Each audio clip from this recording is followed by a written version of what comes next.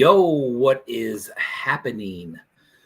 Thank you for tuning in. Episode 113, Whistling Pony Toys is in the waiting room. We are almost ready to go. Zimico, what is happening? Super Terrible Toys, what's going on? Suki, good sir, good evening to you. Got a really cool episode tonight with Whistling Pony Toys. We're going to talk about an enormous collection. There is no way on the face of the earth. Sir Collect the Lot. What's up, dude? We got a little project working here that we're going to kick off pretty soon with Sir Collect the Lot. It's going to be very fun. Lynn's the Rap Boy. What's up, man? Australia represent. Whistling Pony Toys. We're going to talk about this massive vinyl collection, over 2,000 pieces. I got an exact number just before we went on the air here, and it's well above 2,000. So, Jazz Wizard, how you doing, sir? That's going to be awesome. We're going to talk about the collection. Whistling Pony also has a couple large-scale projects in the works. We're going to take a look at those as soon as should probably get that one up there. 113 with Whistling Pony Toys. We're going to talk about the collection, and then we're going to talk about toy making. There's also some stuff available. There's a link coming up on the next banner to DKE Toys, where some pieces are available. Some that I know you've seen before. I've seen Dove go through some of these pieces before, and always had really great reviews of them. They are really cool pieces. Bliss Receptor, what's going on? Hobo Toys, what is up? And then next week, Vomiting Droids will be in here. Vomiting Droids has something going in the Toys Alive shop in August. So, and we're just around the corner from August. So in a few weeks, he's got something going in there. It is not a toy. It is not a toy at all. It's not a piece. It's something different, but it's very cool. I think you're going to like it. Speaking of the Toys Alive shop, there is stuff from Zimico, Resin Blood,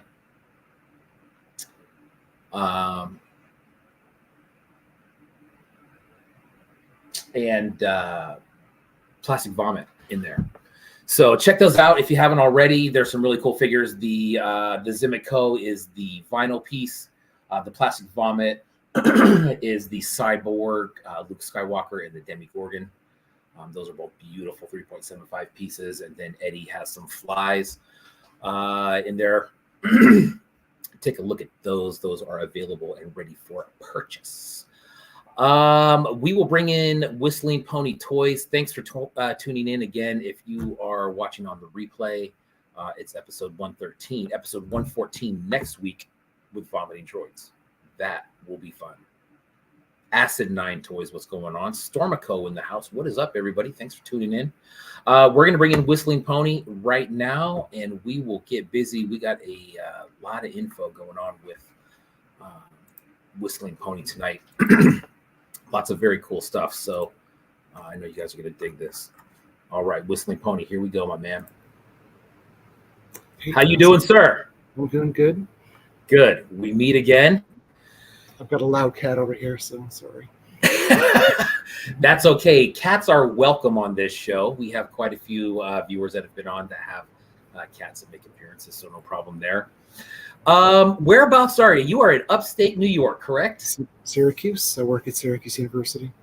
You do? Nice. I did not know that. Orange Man, huh? I don't like sports, but yeah. Yeah, I guess that's what we're called. Oh, man. So we got a lot of ground to cover tonight. Let's talk about the collection in general first.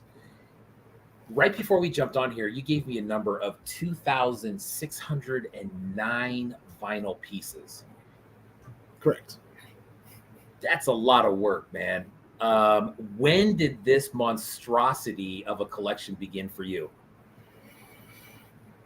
Well, that's kind of a long story, I guess. But back when I first started collecting, it was like in the mid to late 80s. And if you were collecting around that time, it's like there was almost nothing to collect whatsoever, any way to figure out who was collecting, what there was, what the values were, and anything of that nature. But because I first started collecting in earnest when did undergrad in painting in just outside of New York City. So I'd go into Chinatown every weekend and kind of find really kind of odd things there. Yeah. Odd to me anyway, because I kind of grew up on Godzilla, Gigan, Ghidorah, and that sort of thing. But when I started to encounter ultra monsters, it was just a whole other level of weird that kind of intrigued me. So that's where it kind of started. Nice. And then, so when you got into the vinyl collecting, were you collecting anything else before that, or did it just start with the vinyl? Well, I collected vinyl records before that. Gotcha. I had 3 collections, major collections up till recently. I have a record collection that consists of about 8,000 pieces. And I just know that because I have it all archived. I collect primarily first-gen punk and new wave, primarily UK, and female vocals whenever I can get that. But J-pop has really been my passion recently.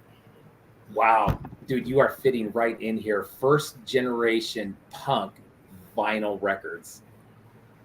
Jazz Wizard is salivating right now, man. I know he's digging that. He's got an outstanding vinyl collection too. I have no idea what his number is at. Well, in the early '90s, when the CD was like first coming to prominence, they were basically throwing vinyl into the streets. I'm kind of exaggerating, of course, but you could walk into a shop and walk out with a stack for like $30, and Ramones records are like $5 each, and things like that. So that's crazy. Good time to collect. And what drew you to vinyl toys originally? Is that something that you had always been into and just decided to start collecting the figures, or was there something that kind of led you to vinyl figures in general? Well, I'm an artist and I like objects and I like weirdness, and I don't know. I don't have like a true answer for you other than I don't know. There's just here's like the first one. There's just something about like a tangible object that you just hold in your hands that I don't know. I don't really have a word for it. It's the strangeness and the otherness as well that just kind of attracts me. So we discussed this before. It's like I don't really collect for nostalgic reasons. I don't collect like Star Wars or anything that's like specific and known. For me, like a lot of the Japanese stuff is kind of esoteric and unknown. Like I know of Barum 1 and that sort of thing, but I haven't really seen or sought out the episodes. But I just kind of like the aesthetic, of that sort of design. Yeah, gotcha. And you're still collecting, obviously? Yes. I recently, last September into October, went to Japan for the first time. It's kind of our long delayed honeymoon to do that. And just before that, I used to have a pretty large video game collection, and I sold that off because I never played it. So like a lot of NES, SNES back to 2600 Atari. Sure. Up to I kept the PS4 and I kept my Vectrex, but other than that, it all went, and just happened to sell it just the right time. It was during high COVID, so everybody's stuck at home. There was those records sales of those Mario games, like $1 million or more, and that sort of thing. So there was hype based on that. So I was getting kind of, long story short, I made about 17 grand right then and there. And you just sold everything as far as video games goes. Yeah, pretty much. Because I think I can just play an emulation if I really want to. Sacrilege, I know, but I just never played any of it. So I'm like, might as well put it to some good use and go nuts. and go nuts. So you sell off the video game collection, you take your money from that, you go straight to Japan, and is it just I wanted to be one of those, kind of snobs that kind of walks in and points at the case, I'll take this, and that. And what a great worry about, be a high roller just for once. So it's good. Couldn't spend it all because shipping back kind of became an issue. So everything you'll see tonight, except for one piece, was purchased with those funds. A lot of it was purchased after the fact, but it kind of comes from that money. Nice. And what year was that? Just last year. Yeah. Oh wow! So this is all recent. Yep, last Nice. September. Last September. Okay, great. And then, gosh, man. So you said you weren't able to spend it all. How many pieces do you think you came away with on that trip?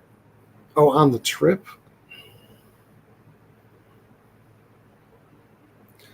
maybe 60 or 70, but I try to concentrate on this like small bull marks and poppies and that sort of thing, just Yeah. for that reason. I did buy a couple giant things by mistake. Well, not by mistake, but afterwards I'm like, oh, how am I going to fit this in the suitcase? And then and I'm assuming that's where the shipping came in. Yeah, I had planned to ship, but I just decided to, bought an extra suitcase and kind of crammed it all in there, just brought it back. Yeah, nice. General Porpoise and Mr. Folklore. What's up, dudes? That's awesome, man. So you showed us the first piece there. What else do you got? Now, this stuff you said was all purchased on the trip to Japan last September. Yeah. Well, this set was purchased in Mandarake, Koko. I think that's like their Safubi area. And so this one is it's a two-part. I have a little stand and whatnot. There's this guy here, and he comes with a little car as well. That's awesome. Which has like boobies on the front grill, and there's like a brain up top and that sort of thing. What they mean together, I'm not exactly sure, but this guy is known as the Graveyard Mahin, and it's the first season colorway, and it's from Shameless Toy 69 is the name of the company that made that.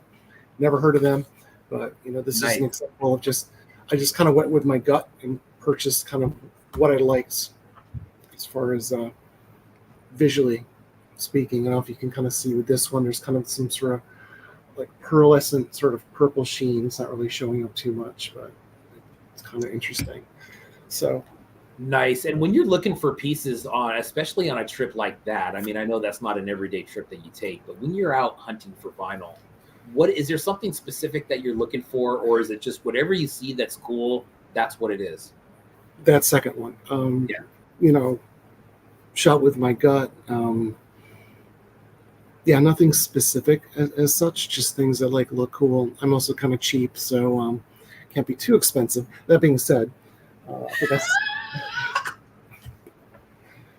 there's this one here, which was kind of a grail piece for a while, and this one's known as this is a Death Mangaro by Longneck, and this is a customized and signed by Kiev, I believe Kiav. I haven't heard of them, but I looked it up. Got it. And so this one's just kind of, I don't know why. This one was on my bucket list, and I just saw it, and I had to have it. And the face on that there's a skull on that face, right? Yeah. Is this a family show, or can I show the underside? No, absolutely. Go for it, man. So it has this interesting underside on it. Got it. As well, and a rather phallic top. But there's a kind of a skull on there. That's very cool. And that one was purchased in Japan as well? Yep, this was in Japan. I think it's a store called Robot, which was in Osaka, which was kind of near another store called Jungle. But so that's what was there. That's awesome, man. Now, before you went to Japan, did you have an idea of certain shops that you wanted to hit while you were there? Mm-hmm. Okay. So you had it all. I did my research. We had like a list of 100 different, not just shops, but all the attractions, and it was all. Sure. I work at a library, so I was kind of meticulous in doing the research. Oh yeah. Everything relative to one other thing, what we're going to do on that day, which is like in a 10-mile radius and that sort of thing. So. Yeah. Let's see. This one was purchased after the facts. Oh, those are awesome. These two here, and once again, I've never known anything else by this company, but these are known as iGirls, and there's an iGirl 2-pack, and it's by a company called Red Shark, and also Peach Momoko Design, and I'm not sure if it's Chinese or not, but I don't know, I just saw this and I kind of fell in love with the design on these and the way they kind of work together. It kind of has a certain residence feel to it. Yeah, I like that. That band, so just like a little lovely design, and it's like you'll see with a lot of my work. I just kind of like that juxtaposition between the grotesque and the beautiful as well, and this kind of just fit the bill, kind of like hitting both of those. Yeah, And that's awesome. Now, did those glow? Yes. Yeah, they look like they glow. Yeah, awesome. So this one right here, I can just get a little closer. This is Venus A by Poppe, who's from Great Mazinger, and That's awesome, man. I love the colors on those. Cute. Got a pretty good deal on her because she was written on the back, but I don't care about that too much. Looks good from the front. Yeah, exactly. Right. So showing off a newer piece that kind of relates to that is Mulan, and that's by Awesome Toy. God, that's a Is that great even one. high enough? I can just angle that a bit. And I have a bunch of, they did a bunch of different colorways on this one. I just had to have this one when I saw it because that's the Miss Namikawa colorway, who's from the Astro Monster by Godzilla. What are the Xenon aliens? I forget what they're called exactly, but the attraction with this one is not only is it kind of like a bootleg version of Venus A, but her boobs can actually be removed as well, so they come out and they're like little bombs. That's awesome.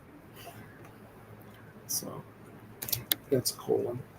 Very nice. Now, when you're shopping for vinyl, are you the type of guy who, if you see something and it's a drop on a certain day at a certain time, are you setting an alarm to get that, or is that not part of it? It's just whatever you see out in the wild, and that's what. Yeah, it is. it's out in the wild. I won't. Yeah, I really don't like look for lotteries and that sort of thing to kind of come down. That being said, no, it hasn't arrived yet, but actually, no, I do have a lottery set here that I recently purchased. Get this one for you. These thought they were really cool and rather different. Hmm. And this is a set of 2. I have to hold that one. Oops. And this is known as Jade Girl, and what's the boy's name called? And Gold Boy, and it's by a company called Happy Safubi. And I just like these because they're just so kind of crude looking. They look like they're made out of wood or paper mache or something like that. Sure. Yeah. But just, it's Safubi, and his little hat comes off as well. So that's kind of cool. And you said you won those in a lottery? This was a lottery. Yeah, I'm not sure how many were made with this. Yeah. It's a good price. It wasn't that expensive. I think it was like $200 for, $100 each or something, which was for the pair. Yeah, that's okay. Yeah. So those were kind of cool.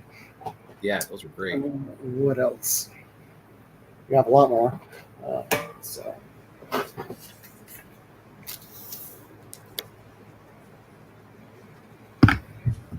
some of you guys will probably recognize this one here. Oh, man, I love Getting a that. lot closer. Mm. And sorry, kind of doing it backwards. So this, Awesome, dude. I love that one. This is PA86 Nezer. He's also popping. He's from the Shogun Warriors animated series. Okay. So he's kind of cute. That's a great one. Yeah. Am I going at a good pace here? Yeah, no, you're good. This is one of my favorites. Now, I don't collect model kits, but I do like it when they're kind of. I like the graphics on the model kits, so.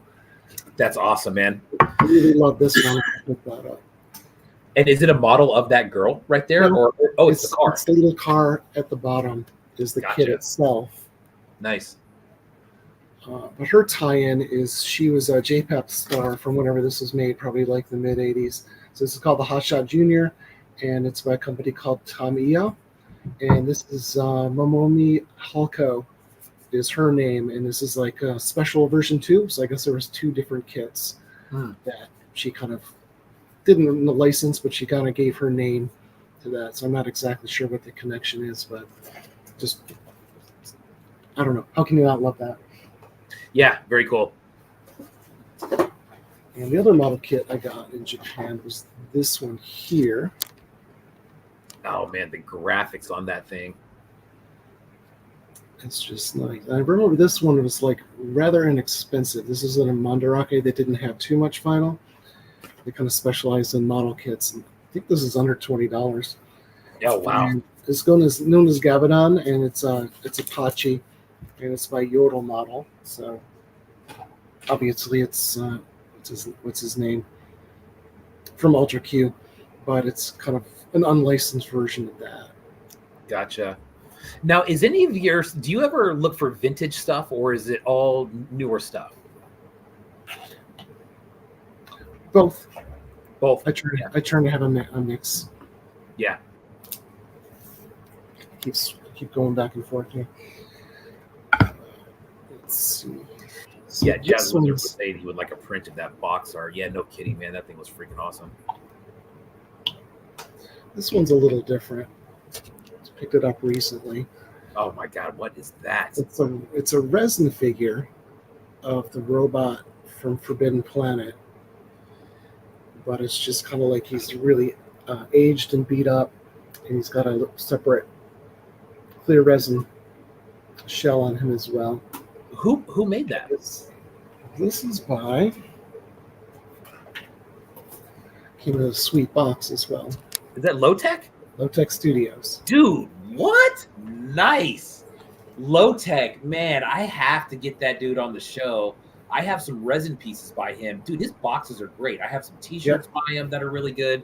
But that guy, if you guys aren't following Low Tech Studios, man, that dude is pumping out some serious work. He came out with a Mike Tyson piece recently. And then he came out with this shark piece that's freaking awesome. That's a great grab, dude. I actually saw those on his site the other day. It's another great one. So this one here was also purchased after the fact. I have to leave its place. Okay. This one I'm calling Moodhead Man with Samurai Body because it's made by a gentleman called Moikoyama. Yeah. If I'm Oh, yeah. pronouncing that right. And very underrated artist as far as I'm concerned. Oh, dude. I love don't. the work in that. That's great, dude. I saw that on his site the other day too. I don't know too much about that artist, but Pocket Salsa. I don't know if he's watching. He will be watching this at some point, but he's very familiar with that guy, and great work, man. I didn't realize that you kind of can piece things together on his site. That's pretty much that's the way he sells it. You pick a head, you pick a body, you pick some arms, and you can just kind of customize it the way you want. Yeah. So Wow, very cool. very nice guy. He always throws in extra Nice. arms and heads and that sort of thing when you order something. Yeah, So that's pretty. that's cool. Okay, there's this one here, Oh, dude, I love that. and this one is it was part of an online benefit show for Lulu Amy shortly after she had passed. Gotcha. Helping some saving funds. So this one is known as Ultra A, short for Ultra Amy. And it was about Plastic Purpose and Lexi Bird.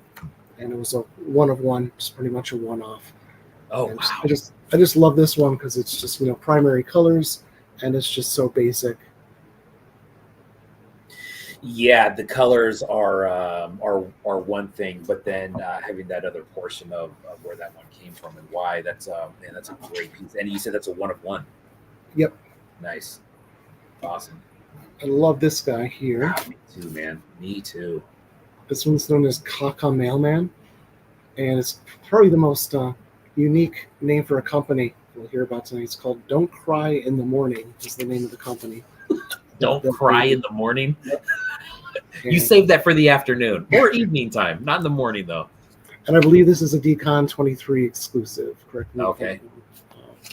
So I purchased it from the same gentleman that's this one, which is probably my favorite piece this evening. Oh man, that's a great one. The cake, man. Geez Louise. And this guy, this is put out by Okome toy, and it's called Iron Kong. I'm not seeing the iron or the Kong in it, but Yeah. it's pretty sweet. And it's just like really dense vinyl, and it's just very pleasant, and lumpy and chunky. You just gotta love that. Yeah, and the scale, I think we were talking about that yesterday, man. That's a Mhm. really nice scale for a piece like that, I think. Yeah, exactly. It's like, we'll talk about action figures and packaging next, but it's that exact scale for holding in the hand. It's not what you said. Yeah. It's just a very Yeah. pleasing scale to hold. Yeah, for sure. This one here, Oh man, that is so rad. What is that? this is a marmot, but it's kind of unusual in that it's a little smaller than your typical 8-inch. But this is known as Gosler, and he's from Captain Ultra. Man. That's most of the small ones. Okay, so now we're getting to the bigger figures. Okay. Oh god. That is great. Here. What are we looking at here? So this is Mexican Safubi, and it's done by an artist called Rotten Studio, and it's made in 2021, and it's called Nag Nag Nag. It's a bootleg Beemon. There's a Bemin. And I love this one because it's just not meant as an insult, so kind of crude, and you can just kind of feel the passion in it Sure. that was kind of made. So even the spray on there is just very simple and honest. Yeah, those eyes are nuts, man. Yeah, exactly. Reminds me of a Harlequin baby. Do not Google that. Okay. So what else we got here? We're getting into some of the bigger ones now. This one I picked up recently. Oh man, that is awesome. It doesn't stand too well. But I think he's about 10 inches. And this is known as Kanjiros, which is, so it's basically Jamila from, I think it's the original Ultraman, but this is like the Pachi version of it. And this was made by Planet X Toys. And it just reminds me, I forget what that company is, but just very substantial piece. Yeah, yeah. Thick there. Sure, most of you will recognize this one. Oh man, I love that thing. God dang it. So this is Safubi as well. So we're probably going to see about 30 pieces today. So Sure. I'll probably come back again since I have like 2,600 of these. But Yeah, I was gonna say, man, we were talking about a like a room tour. That thing is gonna blow people's minds. You would send me some pictures of that, man. That is so this is a Mario-san repro, obviously. yeah. Awesome. That was cool. Let's see. It's just the guy's kind of wacky. That is cool. If I can pronounce his name, it's Hayakurma Udo, and it's by Rainbow. It's a company. It's from the show Barum 1. I just like this color. I'm kind of a sucker for pink vinyl and eyeballs. Yeah. This one I got at Mandarake, and I was kind of surprised by that it's a Max toy. Mm. I'm used to, when I see Max toys, I'm used to like the really small scale. I didn't even know they made these. Yeah, that is a larger piece. versions, but I guess maybe they're Japanese exclusives. I don't know. I went to a store that was kind of his official, unofficial outlet, but they were of course sold out of everything, so that was annoying. Let's see. Then there's these guys.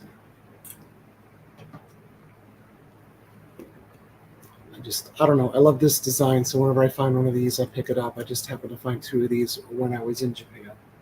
Wow. And this is Bacula, different translations of it from the show Spectreman, and one of these is a CCP and the other one's a Metacom. If you can figure out which is which. I know, look at the bottoms, but there's that. So then there's just a couple other pieces. This one is a little bit different. Oh yeah. I picked this up at a store called Shuyagaya, which is kind of like analogous to a Mandarake, but they specialize more in books and video games and media, that sort of, though they do have some vinyl. And I forget what her name is. So I saw this when I was in one of their stores when I was there, but I didn't pick it up because it was kind of large and I was kind of in a rush. So this is known as Retro Peko-chan, and it's a bowl head, obviously, with a metal pedestal, and it's got little jewels in it. And I like very specific things like this as well. It's like made for a very specific event. And this was made for their 100th anniversary, and it was given to employees. Oh, wow. Nice. It's kind of like, that just amused me. I was sorry I didn't pick it up, and then I just saw they had it online, so I just picked it up. Oh, that's cool. It's very cool. So just a couple more pieces, I guess. Let's see. So this one I'm going to spend a little more time on here.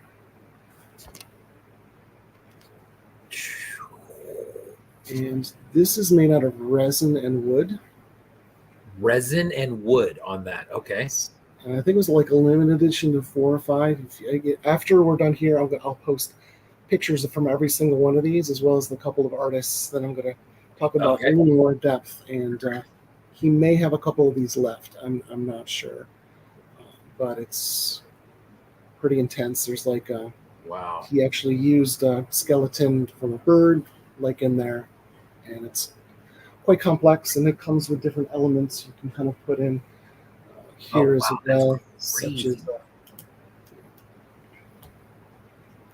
like a crown of thorns, and there's like several other different crowns that you can kind of put in there and customize. And I'll just read a little bit about this one, if that's okay. Yeah, absolutely. So it's called Bird of Hope, and I'm going to probably butcher his name. You know these people for years, but you don't really say their name out loud. But is Alexander Otsubera, and it's, as I said, made out of resin and wood. And this is his, actually has a project newer than this one. It's like a very disturbing looking dog, so go check that out.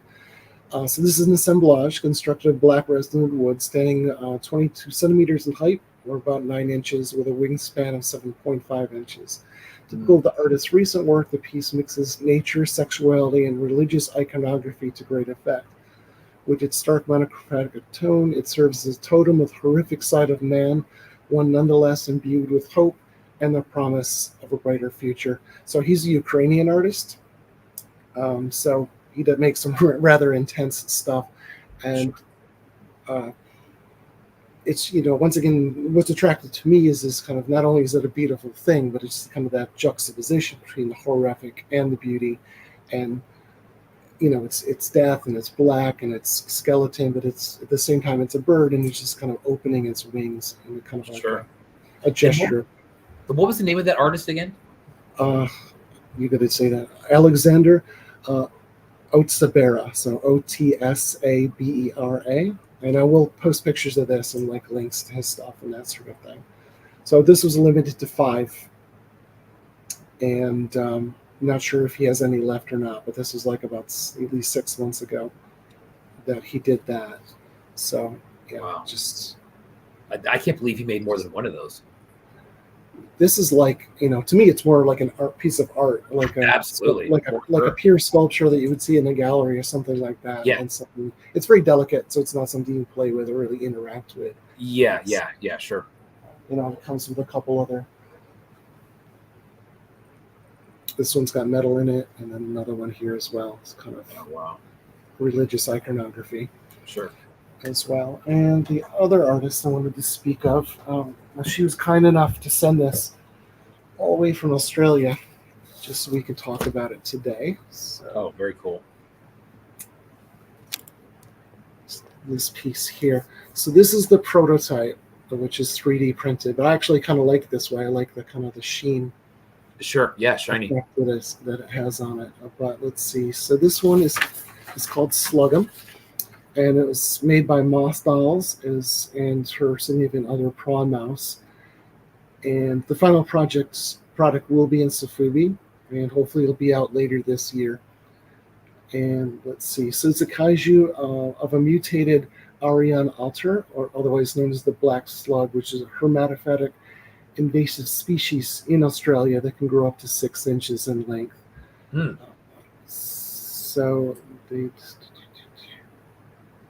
yeah, they had made an original figure of this that they had sent off to have made, but it got lost and they never found it again. But they just happened to make like a 3D scan of it before they sent it, so they could sell it and do that. Holy smokes! Lucked out on that one. So yeah, I really like this. Once again, we're talking in terms of scale, but just the idea behind it as well, because it kind of deals with invasive species and ecological ruin, but it doesn't really hit you over the head with the subject matter. It's kind of a playful tribute to kaiju and Sofubi, but also that's kind of a thing with kaiju Sofubi too. It's about mutation of nature and the unknown kind of coming into our world and that sort of thing. And I was talking to you yesterday, like the juxtaposition of these two is rather interesting as well, because they're both. Sure. So this will be jet black when it comes out, like the initial run.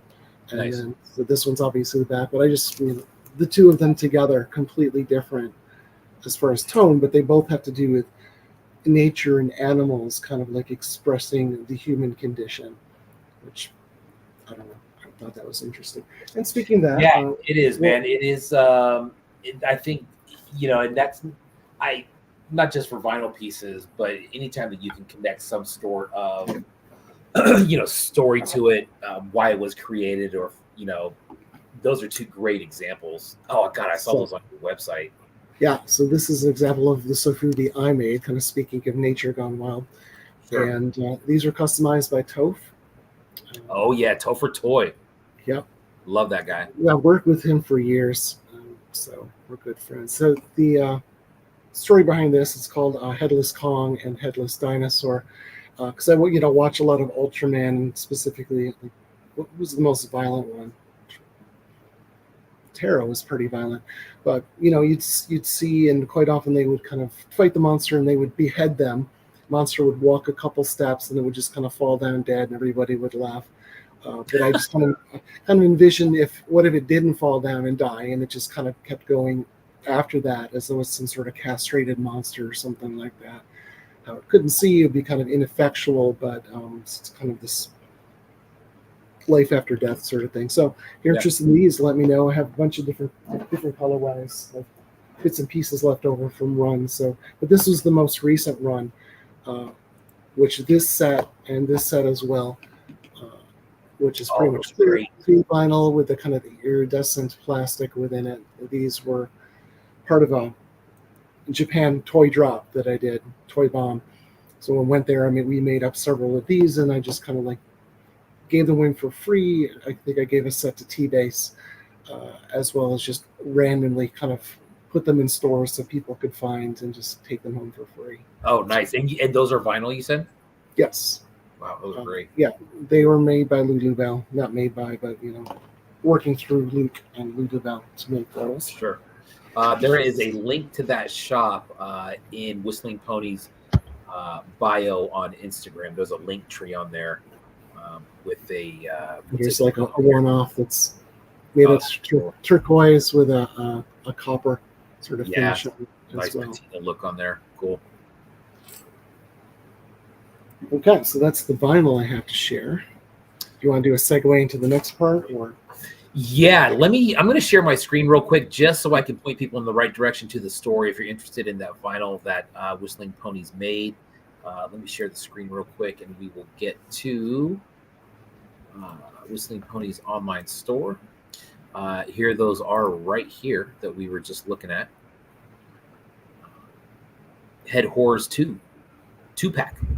Blood splatter version. There you go. This is some other stuff that we'll get into here shortly, but the link to that is in Whistling Ponies Instagram account in their link tree. Hit the bio and you will find links to all that good stuff. So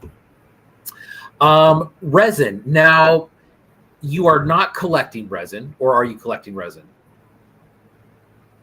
I'm not. I pretty much exclusively selling. Well, I have a couple here that are like actually resin pieces, but That's I'm not. so funny, man. That was my.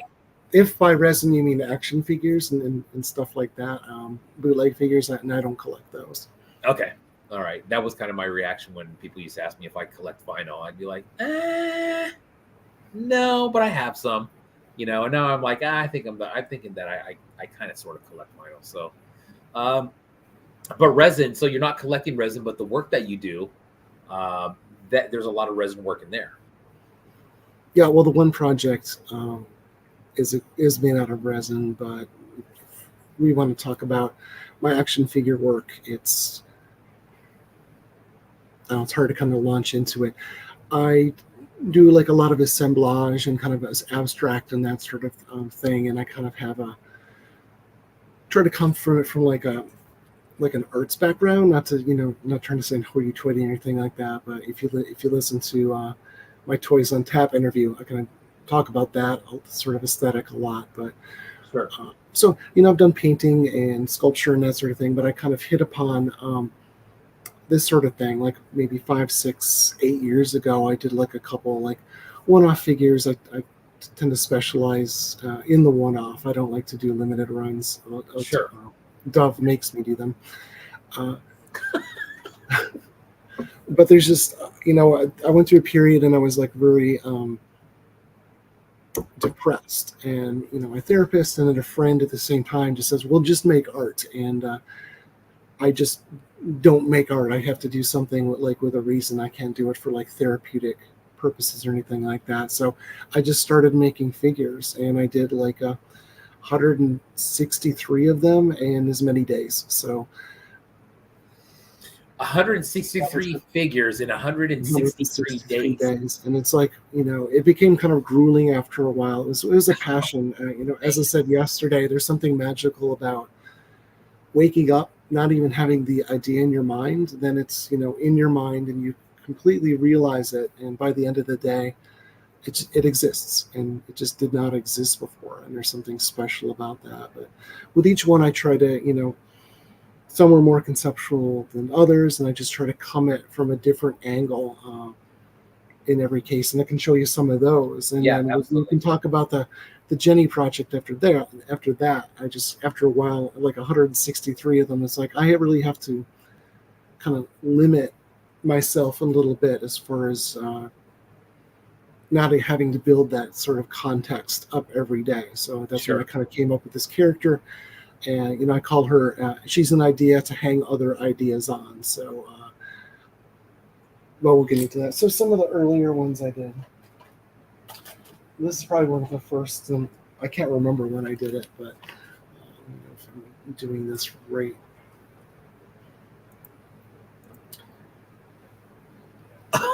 Mary Kate Ashley's, okay. So yeah, this is like one of the first ones I did.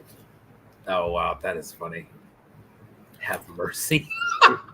And it comes with a real Kimmy Gibbler tooth in there as well. If you know Full House. Absolutely, I know Full House, man. So I kind of like just like a very early one, but I kind of use that Star Wars sort of like whatever going on and just kind of mutated that. Yeah, sure. This is like long before I even knew the community. I only learned of the community fairly recently, maybe 2 years ago now, and I like to kind of stay on the outside of that, like not get into like a lot of the events. And but I don't know, that's just the way I am. But I contacted Dove, and we had like a lot of conversations. So I've like done some limited pieces for him, such as this one here. This is a prototype of Trite Sublimates #1, and with this one, I just wanted to, I have like a sense of humor. I like to make things that like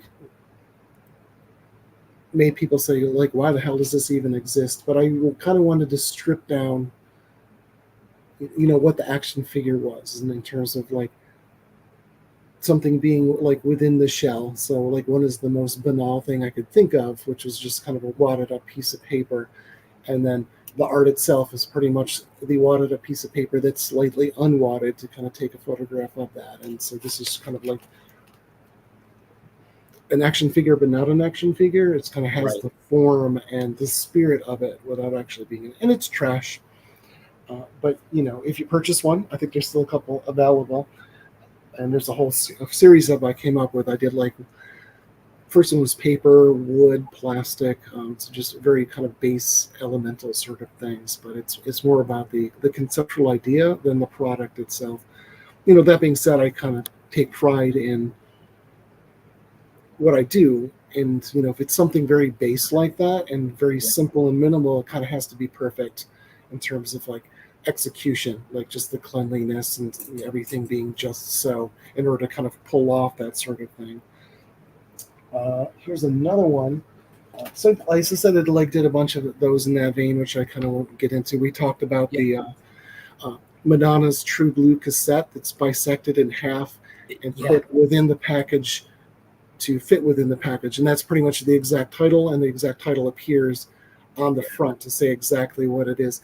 But I was kind of like, it didn't quite fit in the package, so I modified it, so to speak, in order to fit within the package, rendering it useless at the same time, but it kind of took on a new purpose of being this conceptual piece which defines itself within that. And I just kind of like, it's a lot of process, kind of like moving things from one state to another to do that. So I was talking to a friend, and it's like I just kind of kept doing this. I think that was like about day 96 that I had done that one. And I said, I wonder how long it's going to be till I start putting actual trash within these. And that's when I came up with this one. Actual trash. So this one is called Twix Wrapper, and this is limited to 25. I haven't even released this one yet. I'll make them on demand. I have the wrappers, but I'd have to put it together. And that's pretty much what it is. And piece of actual trash, partly made in the U.S. It's been cleansed, of course. But so this kind of will lead into the Jenny a little bit. This and characters like this, which are kind of like, people kind of like showing off the product and kind of giving like a little human face to like just trash and that sort of thing, and try to pitch it and sell it. Which is something I kind of used again and again, such as, I don't think I've ever shown this one. It's called A Bitch in the System, and it's kind of a assemblage I did, kind of a sculptural sort of thing, and just kind of did that, and I just kind of like built a story around that. Like it's like this is a 1/300 scale figurine based on this space station here. Nice. There's that one. It's interesting, man, that it, going back to the Madonna True Blue tape, that, like you said, where you kind of transform something, you take something and you render it completely useless by breaking it, but then you put it in this nice package, and then it becomes something else. It becomes like a tangible thing that people want. It's interesting how it goes from one. I mean, some people would say, I don't know if you collect tapes or anything like that, but you take something and then you break it, obviously. But I think to the buyer on the end, right, it's not about having a tape that's not broken. That's not the point of it at all. It's more of having a thing, right? Yeah, well, it's kind of hard to put into words, at least tonight. But yeah, I did the whole other series. I don't have the other here. It's called Legless Horse with 4 legs, and that was basically a horse figurine that I cut all the legs off and then glued all the whole into the package together. So once again, it's making it kind of trash and useless, but at the same time describing itself. But it's also, horses have 4 legs, and it does have 4 legs, but the legs just aren't attached to it. Right. So it's kind of transforming it into something that's kind of like at a lower state, so to speak. So relating to that, it's interesting. This is the most recent one I did for Dove and for DKA Toys, and this one's called Cracked Up. And it's basically, this one is I took some of those Star Wars collector's plates and I smashed them into pieces, and then I put those pieces within this figure. I think like this one's like limited to 25.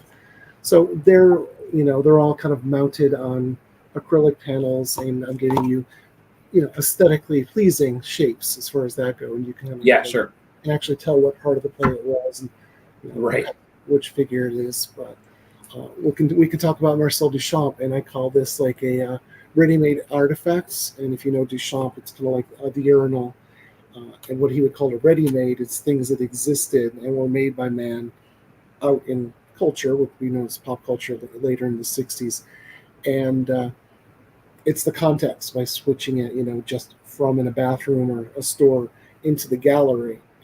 Its context kind of, changes what its meaning is, and the way you perceive it. So that was kind of the goal with this one as well. It's just kind of like, take a Star Wars, take a collectible, and just make it useless by breaking it into sections. Yeah. And kind of doing it that way. And this is all a disclaimer at the bottom saying, don't stick it up your butt and stuff like that. When we were talking about that last night, I think there was something really super interesting that you said about that. And it was a quote that he had. And I believe it was the first one to do it is a genius. The second one to do it is an idiot. I think that's I think that was Salvador Dali that said that, actually. Yeah, but yeah, it's because I was talking to like a friend who didn't know too much about like modern art and that sort of thing, and several questions came up. It's like, like Jackson Pollock. I don't think it was that artist in particular, but that's kind of like the whipping boy as far as when it comes to conceptual art and abstract art. Oh, my kid could do that, and that Sure. sort of thing. But well, first of all, your kid couldn't, because you see these in person. It's like 20 by 30 feet or some huge scale. So scale has something to do with it, but it's also, he was pretty much or close to this first person that did that, and kind of like put it within that kind of like space. So, you could be the second one to do it, but that kind of like potency is kind of gone. It becomes more of a style than a kind of a statement, so to speak. Sure. So anyway, so let's see. There's a more kind of traditional one. Like this one, once again, is trash. I'm not even sure I'm sure somebody knows what action figure that like specifically is there. But this one I just found at a flea market. It was dirty and nasty. It looked like some kid had chewed on it and kind of still felt like the dried saliva was on it. But I didn't wash it, didn't clean it at all. I just put it in here just as it was. It's all dirty with kind of like dirt on it and that sort of thing. And I just kind of used one of those African posters as the backer art for that. It's like nice. But so, and this is Jaws from the Jaws movie, as you can probably tell. Oh. Let's see. This I didn't show you this yesterday. This was from a series I did of photographs that were kind of once again found at thrift stores and flea markets and that sort of thing. It seems really sad to me that these photographs had meaning to people, and then these people either died or they just kind of threw them away, but still they have them up for sale. But who wants somebody's old photograph of like somebody at a beach or something like that? So sure, I call these like broken memories. So I kind of like took the art from that and then made like a sculpture based on how I feel about the piece itself. And the title is whatever is like written on the back and that sort of thing. So guess who this was at Greenwood Lake? Remember? Of course, we don't remember because and that was written on the back of that photo. You said, yes. So this one's called Greenwood Lake. It actually says over on it and that sort of thing. So I did a whole series of these. That's kind of an example of that. Wow.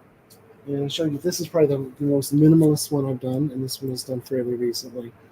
And this one's called Shell Within Shell, and it's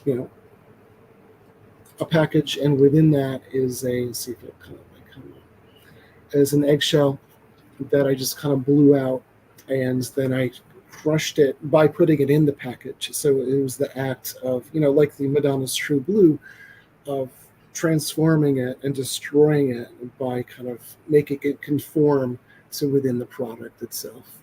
Right. So yes, this one's called Package. Interesting. Shell within a shell. Yes. So this will bring us into the more more modern stuff. So that was like in the past. Now this series I did fairly recently, and it's kind of related to a series of 6 I did. Clutter Magazine contacted me, and they wanted me to shit. They do an action figure show, I believe, yearly at Yeah. the gallery called Clutter Gallery, which is in action figures is what that yeah, one. exactly. So they got my contacted shipping notice today for the stuff that I bought from that show this year. So I did a series of 6 of those. They still have a couple left on their website. I've been working with AI a lot, so we can get into that now. I know a lot of people hate it, but I try to use it like in a completely, not completely, but It's interesting it's what you do with it. yeah, I kind of seize up a little when I first started to talk about it, because I come from a traditional art background, as Sure. a lot of people that take issue with it do, as far as oh no, it's not creative, it's that sort of thing. And I kind Yeah. of I'd say traditional art is kind of like kind of a one-to-one sort of thing, and where you make one movement and you have one mark, and that's kind of one-to-one art. And AI is not completely different, but the way I use it is I kind of create a collage, and I will kind of put it through the engine, and what comes out there, I'll mutate that and chop it up and can continually kind of work it through a certain process in order to get it to there. I'm kind of like obliterating what I'm talking about, but I'll show examples as well. Yeah.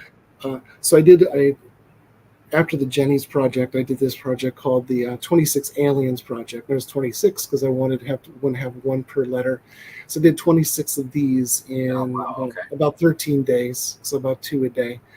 And the way I made these is I made an action figure, kind of like cobbling different bits and pieces together, and working quickly was the most important part. Sure. Just like within an hour or less, just kind of spraying it even before the glue was dry. And so because the purpose of that was to take a photograph of that and then work the photograph through AI to develop something. I can just kind of show you. So here's one example here of I just made the figure rather quickly, and then kind of took the photograph and put that through AI, and you could just kind of see the specificity of detail came up with as far as the rust and the metal and all that sort of thing. But there's a one-to-one correlation. So if originality and kind of like theft of property is kind of an issue, I'm kind of just pointing out here that it's really not because you can kind of see every element is within one is in the other. And you use AI as what I call a specificity engine. Sure.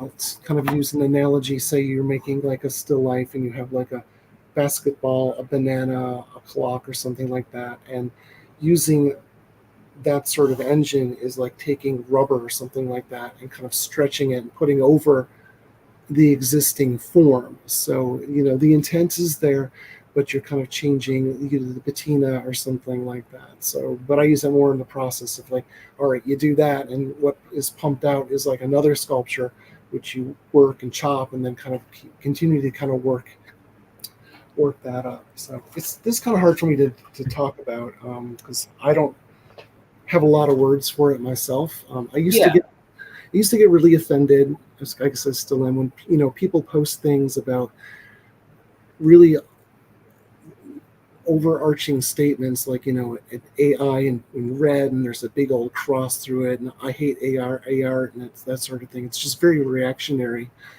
and I don't really take offense to it anymore because I don't know. I think I'm coming at it from a completely different angle. I'm not just some person that working purely with like text to kind of generate imagery and that sort of thing. 100%, man. I was going to say, and that's where I think the big difference comes in, because I think when you see the big red X, no AI, I think generally that's what people are referring to, is people just putting in words, keywords, and then creating something and saying, hey, look what I created. Yours, it seems like what you're doing is you're making the figure, taking a picture of that figure, dumping that into AI, And it's a tool, and I'm not going to use the direct analogy of the camera. I mean, I don't do much research on the ethics of AI, and I'm sure this is like a common trope. But Sure. I think of the camera when it first came out. I'm sure there were artists that had one of three reactions. Either they said, "Oh my God, there's no way I can never compete with this," because any idiot can take a picture, like any idiot can use AI, and they just kind of looked at the image and was like, no way. So they just kind of threw all their brushes and palette into the river and said, I'm done with this. Second reaction is just kind of kick back and just say, photography sucks, and I'm just going to kind of do something more like in the arts and crafts style. It has to do with actual process and using my hands and kind of crafting and that sort of thing.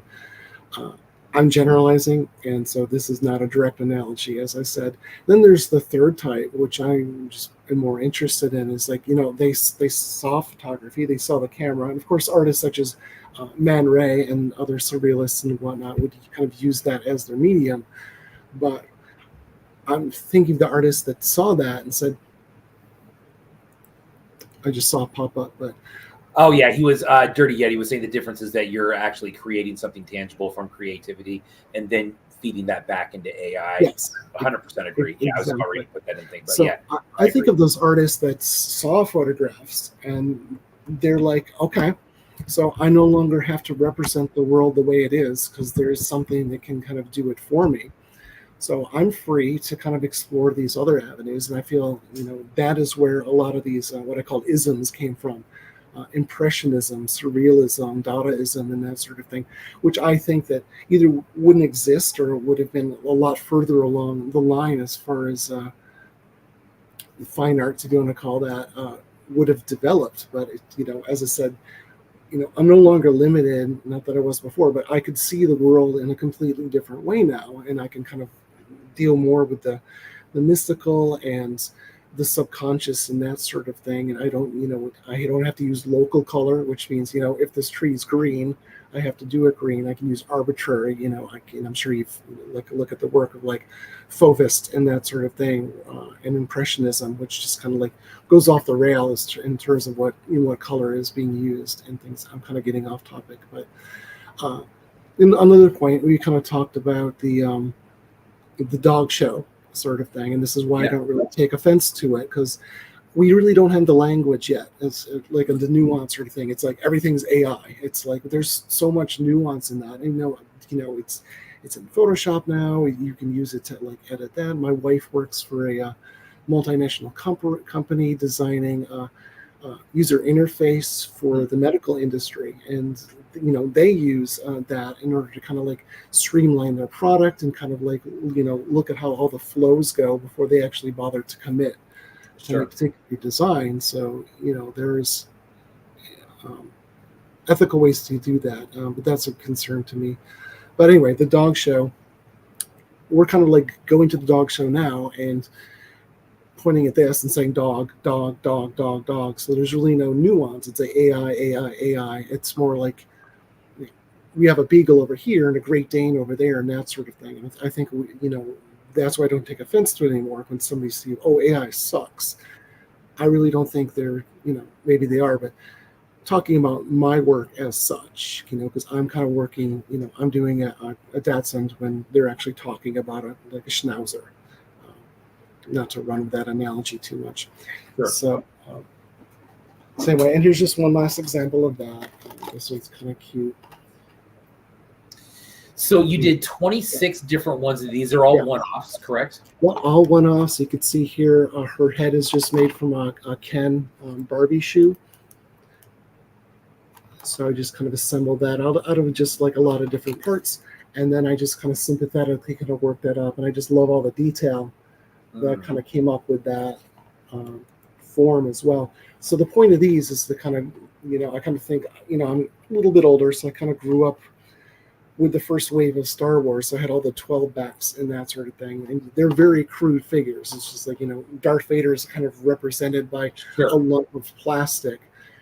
But it's the package that kind of informs you how I'm supposed to react to that. It kind of creates this desirability and things of that nature. So the package carried a lot of the weight. And I think this is kind of like a commentary on things of that nature, where Yeah. I kind of Yeah. take it as far as I can, where I'm not lying anymore, because I'm not lying, but you can see there's a one-to-one correlation between these two things. And I don't know, it kind of like heightens the object itself to something more than it was if you just kind of like saw it loose. So it's about the package. It really is, man. And I think what I really like about Yeah. that is you were saying it's a commentary just kind of on that whole setup, and I agree, man. I mean, that's exactly how it is in the store. Usually in the store with packaged figures, especially action figures, you have this backer of this. You know, it could be whatever it is, but the figure rarely, if ever, matches up to that and looks like that card. And the card art, we talk about it on here a lot. You know, buying figures loose or buying figures with a card, and what are you more attracted to? Sometimes the card makes the piece. And the action figure to me, you know, I'm not talking about like bootleg toys and that sort of thing, but like a store-bought product is kind of like, it's like a totem, or I mentioned this in Toys in Town, like a totem or like a fetish object, or something of that nature, where, you know, you as the child or whoever have a representation of Darth Vader that you can, you know, play with and pretend you're that character or something of that nature. So that piece of plastic represents something that it's not. And the package, as I said, informs you Sure. as to how you should read that object to a certain degree. Which leads us into the next topic, which is the 100 Jennies project, which is something I've been working on for about 2 years now, pretty much have concluded the physical aspect of it. But there's a book that's going to be coming out later this year. I think I'm at about page 350, and it's going to be about 400 pages or so. And just have a little patience while I kind of like work into it. It's kind of like a hard project to describe a little bit. I kind of touched on a little bit with like the trite sublimates and things like that. I wanted to kind of strip everything down and think about, well, what's attractive to me, because I don't really collect action figures and Sure. of any, you know, stuff you guys make, as well as store bought or anything like that. Sure.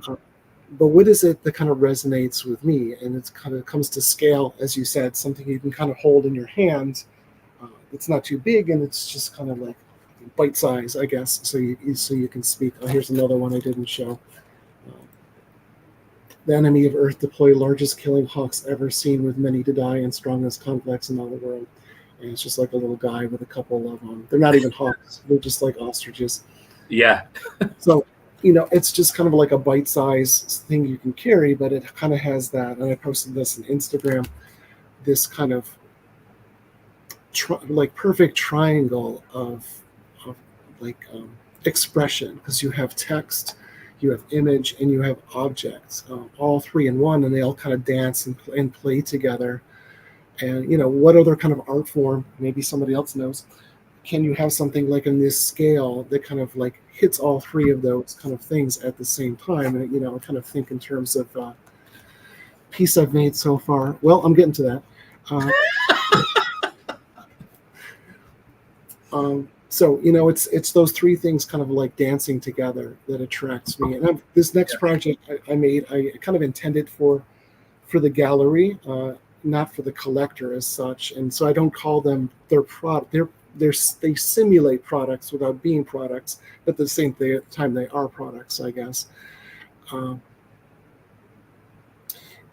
So as I said, I made like 163 in as many days, and I was kind of worn out, kind of like trying to think of like a unique context every time. So I came up with this concept of this person called Jenny, and she just didn't come from anywhere as such. I just noticed, you know, some of those earlier examples I had like women kind of acting as kind of like a stewardess or some sort of like person explaining a product, and quite often they'd be called Jenny, because Jenny to me is kind of a funny name. No offense to Jenny's, you know, I'm Steven, but you know, Steve, Courtney, like names of that kind of ilk, kind of like, you know, I don't want to be offensive to anybody. It's kind of like a certain, like a playful kind of version of that. It's not quite as serious. So Jenny is kind of just kind of like a more playful version of Jennifer. Sure. Yeah. It doesn't really mean anything. It's kind of that Duchampian thing. It's just, okay, I just kind of picked that and decided to use that. Yeah. at her most core level, as I said, she's an idea meant to hang other ideas on.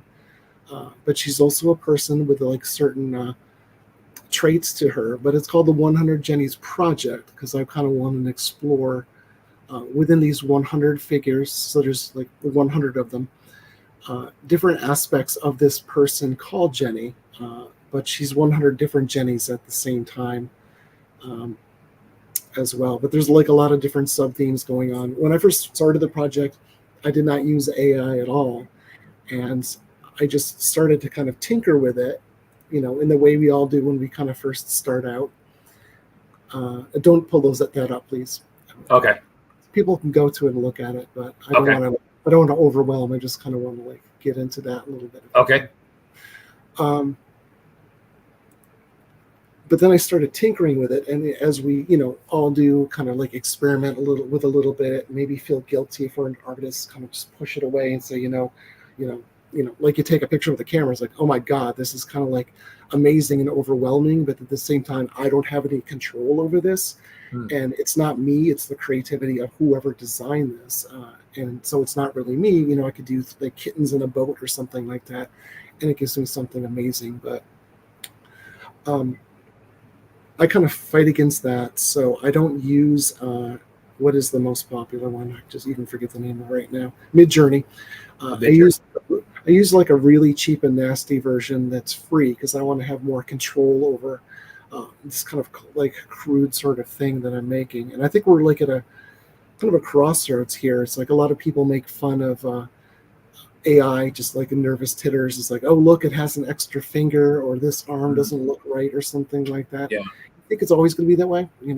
Yeah. Give it another year, if that, and all of that kind of defects are going to be gone. So I kind of wanted to work with Jenny at that kind of crossroads, and that I call it like a window closing between before AI existed and after, when AI is like so perfect that these kind of glitches won't be there. And it kind of deals with that, once again, that kind of juxtaposition between beauty.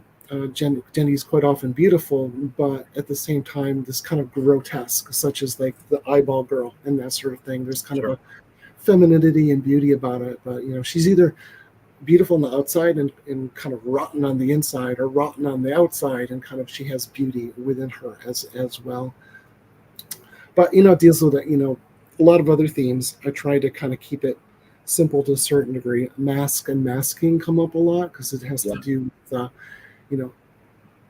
how you gaze at art, how you view art, and Jenny quite often looks back at you and kind of judges you as well. So it has to do with the observer. But the mask kind of serves as a barrier between the two of you. We discussed yesterday. And in the book as well, there's like 7 different types of mask, and I won't get into all of those, but you have the mask that is meant to mask, so you don't know who's behind there, so it's to protect an identity that's beyond that. But you have the transformative mask as well, used in magic and rites and that sort of thing, and by wearing them, you're kind of like given like a magical powers as well, and things of that ilk. So that's one aspect as well. So one of the things with Jennies are pretty much always masked, and quite often that is just a pair of glasses or something like that. It's something that kind of creates a barrier between the two. So I guess I'll just show you a couple, and we can kind of discuss that. So let me find a good one here. It's hard to find out one I can start with because they're so different. So this is Jenny number 20, and I'm just kind of showing some random ones. And this one's called Jenny Cicada Molt, and it deals with the masking, but it also deals with transformation and perpetual transformation, because all Jennies as well, or most of them, have to do with movement from one state to another. And Jenny's pathos often is she kind of gets stuck between those states of moving from I call it like the 6 points of Jenny. It's like you have the past and the future, you have the subconscious and the conscious, and you have life and you have death. So I'm saying this one kind of hits on that exactly, but this one deals pretty much with the masking and the transformation and the molting and kind of movement from one state to another. So all of these are resin, and Yeah. they're it's pretty much like a bootleg sort of thing where you take one figure, take another one. Can't even remember which one this is originally. Sure. I think it's like a Spider Woman figure, something like that. And I bound the legs together and bound the arms together, and then I shaved off a lot of the hips, and I shaved off the boobs as well, to a certain degree, to make it more of a realistic feminine form. I didn't want something that's like superhero-y and kind of idealized sort of thing. So she serves more as kind of like, as I said, no parts of articulation. She's pretty much just a piece of sculpture. Yeah, sure. She acts as a totem or a fetish object, once again, in that capacity. So this one's like half black and half pink resin. Pink is Jenny's color. Pinks and bows appear a lot because they're like a cheap shorthand way of expressing femininity, and I kind of joke with that in some Jennies as well. So pink is shorthand as well as the hair bow and that sort of thing. Gotcha. Now, when you're making these, so many of those in a row, is it from start to finish in one day that you're doing those? So you're doing the molding, the casting, the backer, you're doing all that in Oh no. Yeah. A Jenny could take, I've had Jennies take up to 6 months to develop. If it's really quick, and they never are, a day or two. As far as working with the AI constantly, Sure. This one has some elements such as the bow. Yeah. And the pink. The bow was added separately in Photoshop after I had worked up some of it. You have the mask with the glasses on top of the mask as well. And then I'll kind of come out, I'll chop it up in Photoshop and rework it. Then I'll put back in the AI. But it's very specifically, I'm pretty much just using it to kind of, sorry, it's all upside down. Take that bow and kind of integrate it more into the image so it doesn't look as though it's pasted in. Yeah, gotcha. It's more seamless. So that's pretty much what you're getting with that, as opposed to actually generating an image spontaneously. So this one's called One Magenta Morning, and it has to do with a girl who was named Jenny. We're all named Jenny. Who was in a grocery store, and she died like slipping on a jar of pickles. And so a lot of them have stories, allegories. Some have poems, and just some don't have anything, just have quotes or something like that.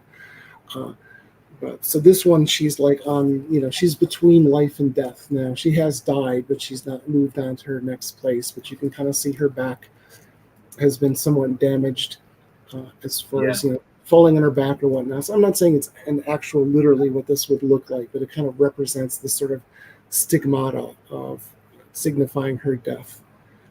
But she's masked as well. So let's see. What, just a kind of a general question with this one and with the Alien project, Mm-hmm.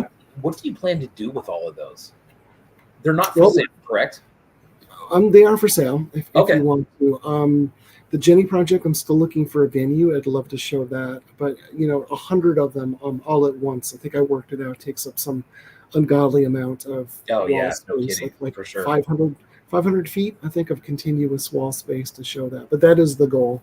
Wow. But I'm also happy to kind of break it down into subsections. Like some have literally to do with death, others have like different. Greek mythology is one that comes up a lot, so I can break it into subsets. Sure. If like a show of 10 or 12 were to go on as well. But they're limited to 10 each. So if you're interested, once I'm done, they'll all be available for viewing. There's a lot of them available for viewing now in that link you were going to do. So, but that's kind of a hot mess. Some of the art is there, some of the completed things, some of I've changed already, but there will be limited to 10 each, and that's pretty much it. Gotcha. Okay.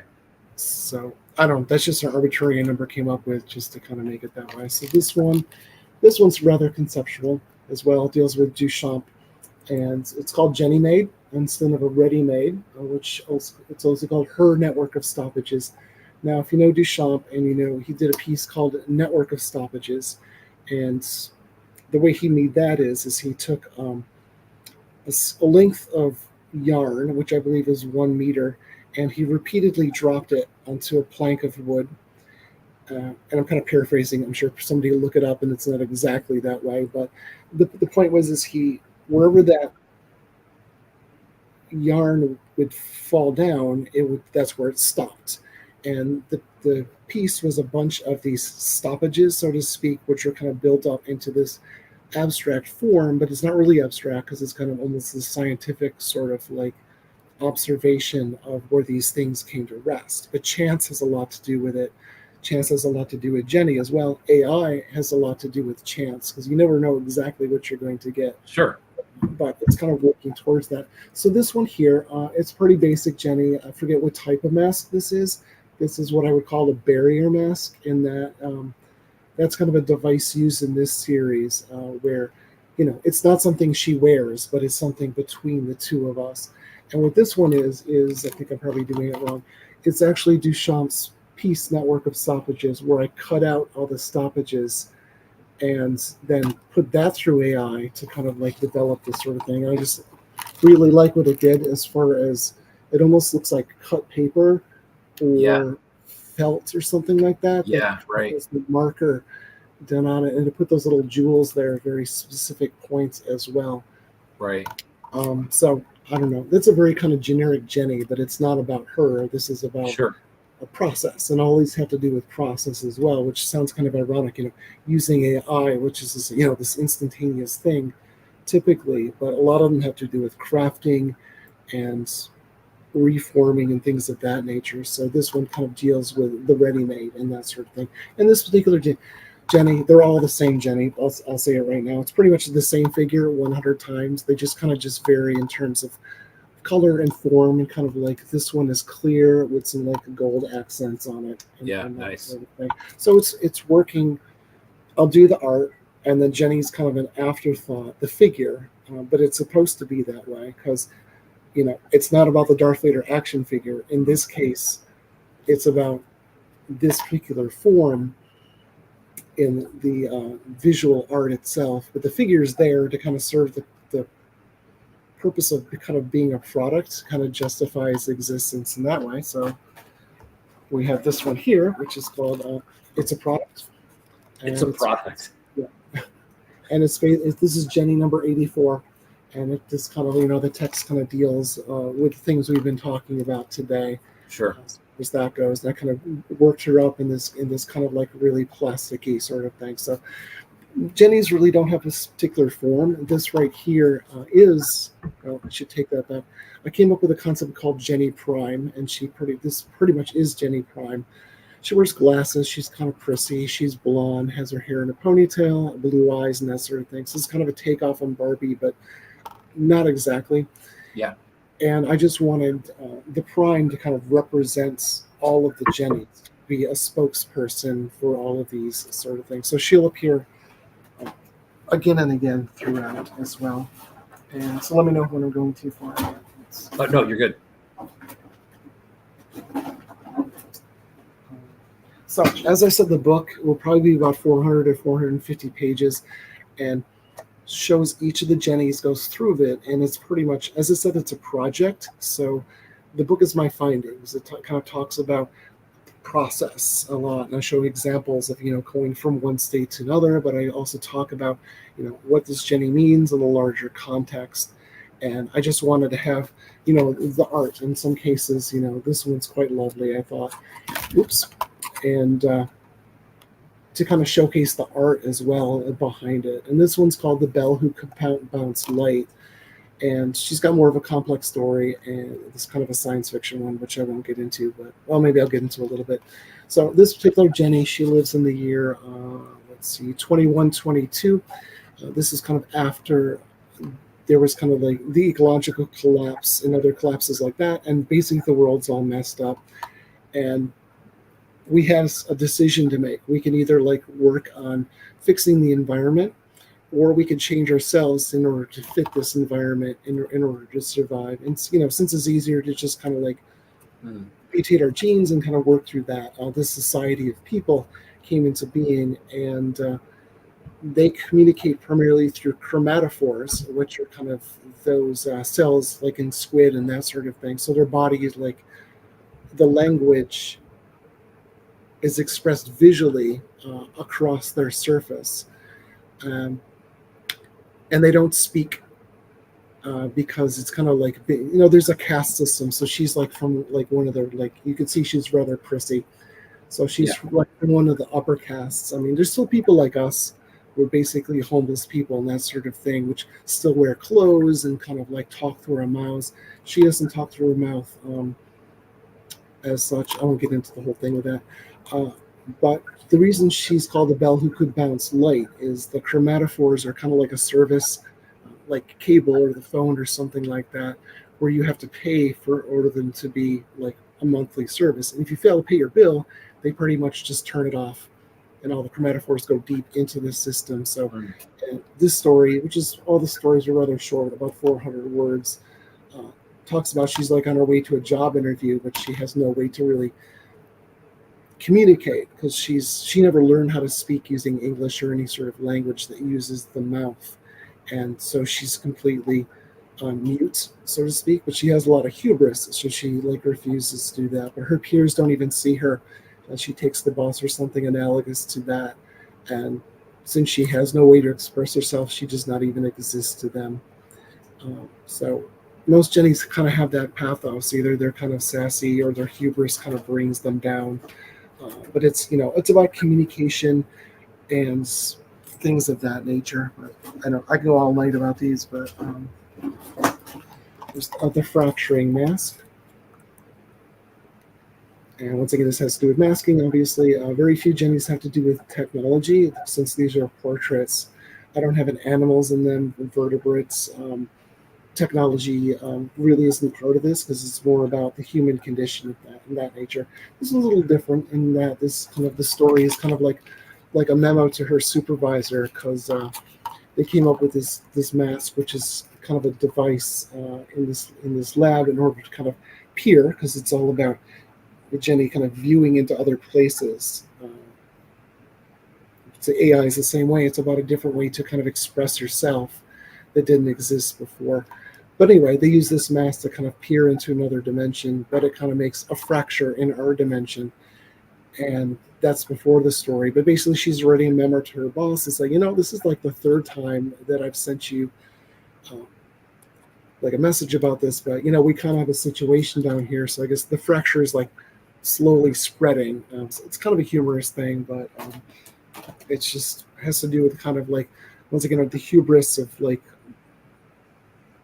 science and just kind of like leaping forward before we actually are kind of ready to do so. So it kind of makes us, it kind of breaks the world, but it's breaking it very slowly, and it's kind of this slow degradation. So there's kind of the humor in it as well. Like Jenny wore the mask and that sort of thing. So that's kind of her.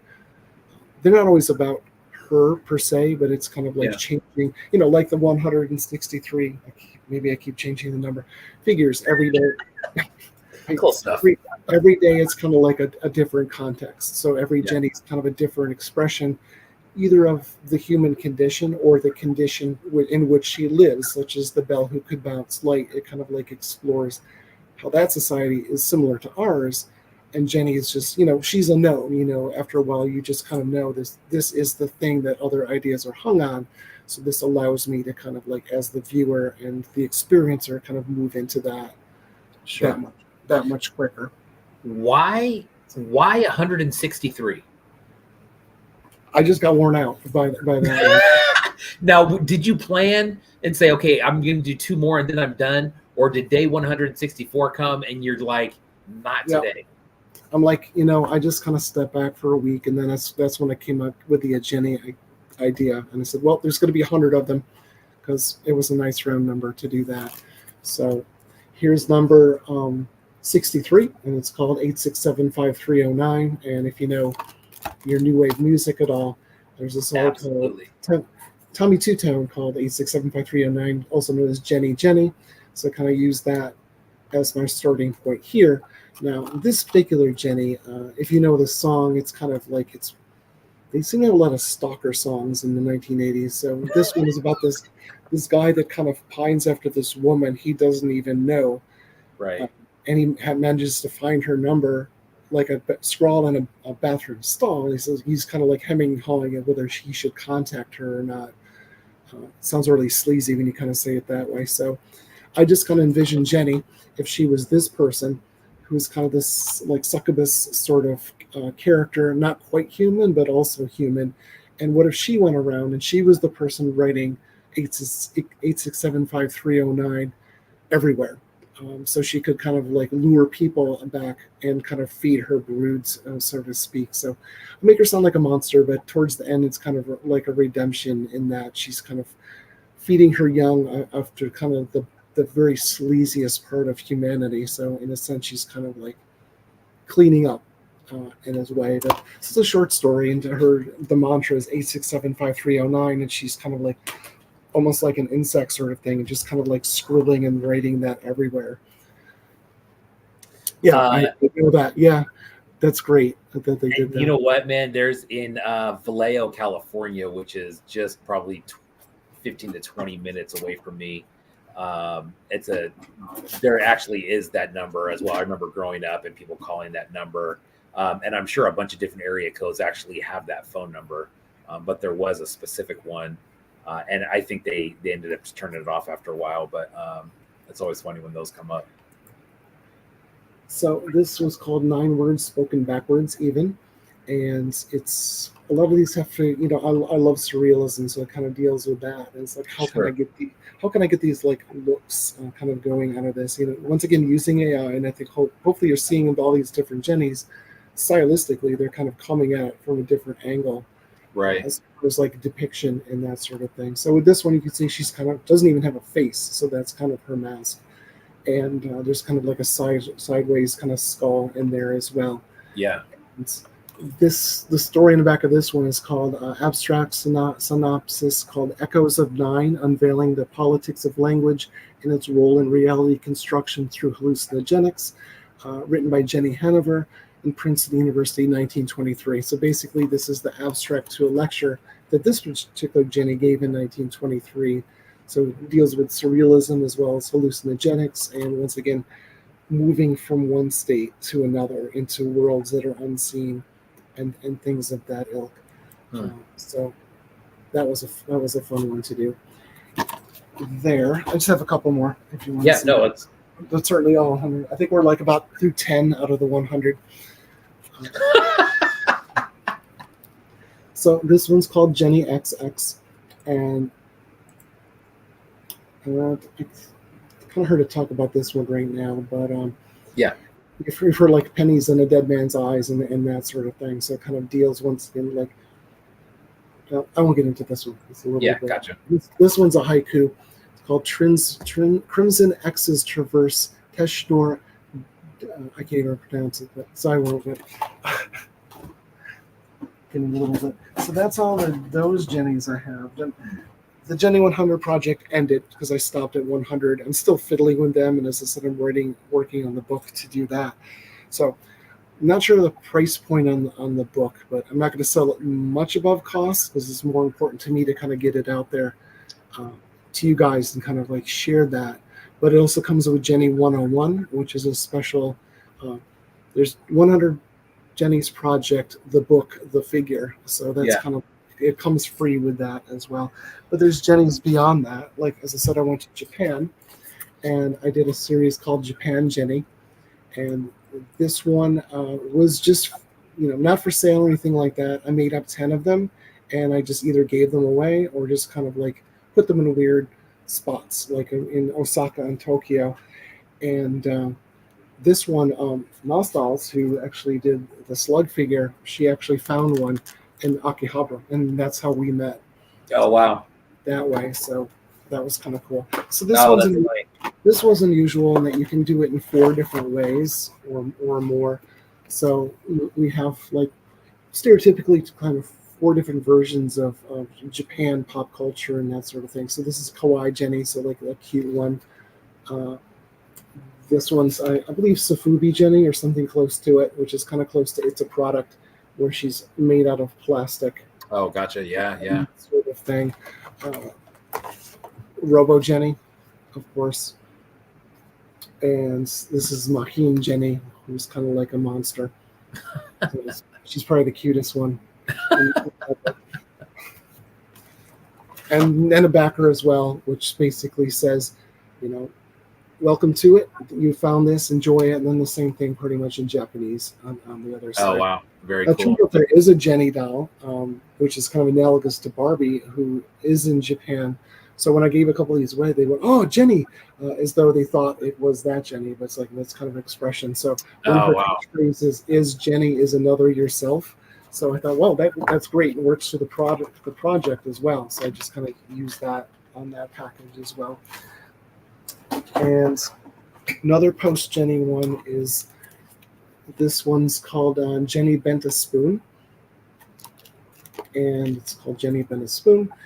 And it kind of deals with the earlier things I talked about, like such as the Madonna cassette and that sort of thing. So the spoon is bent to kind of conform within the package, making it useless at the same time. But you'll also have spoon bending, if you've ever heard of that before. Oh, yeah, yeah. That paranormal sort of thing. So here, Jenny just kind of represents one against that mascot. Or if you're familiar with the Jenny Project after a while, you'll kind of see the logic in that she's kind of like the personification of the product itself, if that makes sense.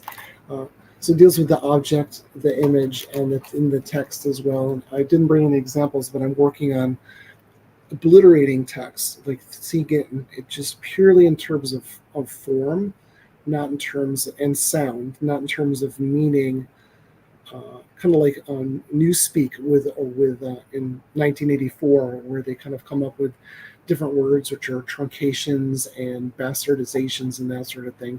Kind of extrapolating that further, just kind of make words completely just sounds and nothing else, and kind of using that kind of in like a collage sort of way. So this is not a good example of that, other than it's just kind of like broken up, right?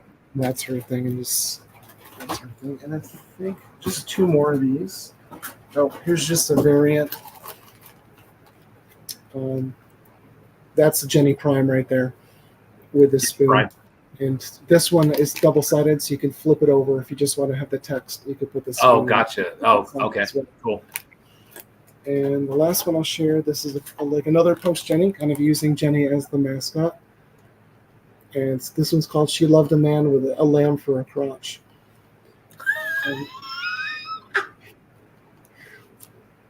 So yeah, I pretty much just made up this ridiculous figure and just said, this needs a lamb on the crotch. And then what am I going to do with that? I kind of used Jenny as kind of like speaking for me, as like an expression of the artist. And she's kind of like all cute and innocent, but kind of just describing this kind of ridiculous thing. And it has a backside as well, which kind of just describes some of that. Pulsatronic brain, pulsatronic high-density optical node, pulsatronic ruby boobs, and pulsatronic lamb. And then she kind of has some sassy stuff at the bottom. Well, it's like, as the 80s supergroup ZZ Top always never used to say, every girl's crazy about a man with a lamb for a crotch. So this is a good example of like a kind of a post-Jenny work, kind of like extrapolating on that.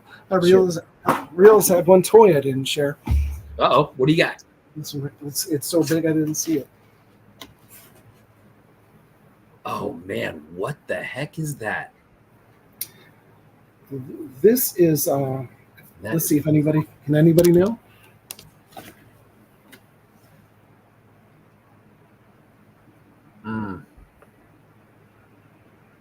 Anybody know what that is? I have no clue, man. That is. Is it just one figure in there?